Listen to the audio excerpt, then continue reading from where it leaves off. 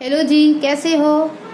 और जैसा कि आजकल एक चलन चला गया है, या आप जो भी कह सकते हो कि भाई अगर हमारी फैमिली में अगर हम हैं तो भाई हम और हमारे बच्चे और पति रहने चाहिए या पत्नी रहनी चाहिए, और उसके अलावा कोई नहीं। और यदि रहते भी हैं तो कोई लेना देना नहीं है, बस सिर्फ हमें अपने काम से मतलब है। रखने को तो रख लेते हैं, माँ बाप को भी, बट उससे कोई लेना देना नहीं होता है, तो गलत बात है। मैं कुछ समय से ऐसे लोगों से भी मिली हूँ जो कि बिल्कुल डिफरेंट है, और कहते हैं वो आजकल की ही एक महिला है।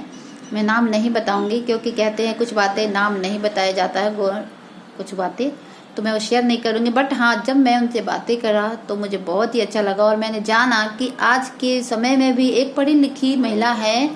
ऐसा भी नहीं कि पहले जमाने, आज की है, पढ़े लिखे हैं, और उसके बावजूद भी अपने घर को वो अच्छे से चलाते हैं, और अपने सास का इतना अच्छे से केयर करती है, ध्यान करती है, और सास भी अपने बहू का ध्यान रखते हैं। तो कहते हैं ना, इसका अर्थ मतलब ये है कि अगर आप अपनी सास को माँ समझोगे ना, तो जाहिर सी बात है कि वो माँ यानी कि जो सास है वो भी आपको कहीं ना कहीं बेटी जरूर समझेगी, और आपको भी उतना ही प्यार करेंगी।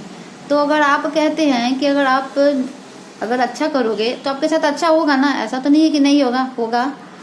तो ये तभी हो सकता है जब हम अपनी सोच को बदलेंगे। और मान लो अगर सास, जो कहती है ना कि सास बहुत कड़क होती है, ये होती है, वो होती है, ऐसा नहीं। वो करती किस लिए? आपके अच्छे और भले के लिए ही कहती है ना। आप तो मान लो दूसरे घर से आई हो, पर सास ने तो अपना बेटा, अपना घर, आपको सब कुछ सौंप दिया है, राइट। तो कहीं ना कहीं उन्हें अगर डर लगता है मन में कि हाँ वो मेरे बेटे को अलग कर देगी या ये कर देगी, तो ये आपका फर्ज बनता है कि हाँ आप अपने सास को माँ की तरह प्यार करो, माँ की तरह केयर करो, और एटलीस्ट उन्हें आप कुछ नहीं तो कम से कम इतना आपको ये जरूर विश्वास दिलाना चाहिए कि नहीं माँ, सबसे आप हो तो सब कुछ है। पहले वो आपके बेटे हैं, है ना, बाद में मेरे पति हैं। अगर हर बहू अगर ऐसी सोच रखने लग जाएगी ना, तो मेरे हिसाब से कभी भी घर में ना मनमुटाव होगा, ना ही झगड़े होंगे। पर जरूरी नहीं है कि ये हर घर में होता है। कभी कभी हम दूसरे पहलू भी होते, कभी कभी सास अलग हो जाती है, मतलब बिल्कुल डिफरेंट हो जाती है, बहू को बिल्कुल नहीं देखती, झगड़े वगैरह भी लगाती, ऐसे भी घर हैं आज के समय में। तो जैसे कहते हैं ना, हमारी पांचों उंगलियां बराबर नहीं होती है ना दोस्तों, वैसे ही हर इंसान के अंदर क्या बात है क्या नहीं वो हम नहीं जान सकते, और हर इंसान की सोच भी अलग अलग होती है ना। बट कहीं ना कहीं अगर हम अपनी सोच को अगर सही रखेंगे ना दोस्तों, अगर सास भी अगर मान लो बहू और बेटे के बीच में झगड़े लगाती है या झगड़े करवाती है तो गलत बात होती है ना, क्योंकि वो आपका है तो आपका ही बच्चे ना। आप अगर बहू को लाते हो तो आपके बच्चे हैं, तो इसलिए कभी भी परिवार में ना झगड़ा या ऐसी कोई गलत भावनाएं नहीं होनी चाहिए जिससे कि घर बिखर जाए। तो गलत बात है। आपका घर है, आपने कितने अच्छे से अपने घर को सहेज के रखा होगा, है ना। तो इसलिए कभी भी ऐसे दूसरों के, कहते हैं दूसरों की बातों में आकर कभी कभी झगड़े हो जाते, तो ऐसा मत किया करिएगा। और मुझे यही कहना था कि जरूरी नहीं होता है दोस्तों कि हर समय एक सास गलत होती है, एक बहू गलत होती है, और कभी कभी ऐसा भी नहीं होता कि हर समय बहू ही गलत हो या बहू ही सही हो। ये हमारे सोचने का पहल भी हो सकता है। बट मेरे हिसाब से मुझे पता है, मतलब मुझे इतना पता लगा कि जरूरी नहीं होता है कि हर समय सास ससुर ही गलत होते हैं, ससुराल वाले ही गलत होते हैं, ऐसा नहीं होता है। कभी कभी ना परिस्थितियां जो होती है ना, आप कह सकते हो परिस्थितियां जो इंसान को सोचने पर मजबूर कर देती है, क्योंकि वहाँ जो परिस्थिति होती है वो कोई नहीं जानता है, और जिसके हिसाब से हम अंदाज़ा लगा लेते हैं, है ना। तो इस सारी जो कह सकते हो सारी जो जड़ है, जो कारण होते हैं, वो परिस्थितियां होती है। तो हम परिस्थितियों को लाते ही क्यों है? लाने वाले कौन होते हैं? हम और आप। अगर हम और आप यानी कि जो घर की जो बहू है या सास, अगर मिलकर दोनों अगर अच्छे से अपनी समझ को और सोच के घर को अगर मेंटेन करेगी, मैनेज करेगी, तो मेरे हिसाब से कभी भी उस घर में ना दुख कष्ट कभी भी नहीं होगा, बल्कि उस घर में हमेशा सुख शांति और वैभव बना रहेगा, है ना।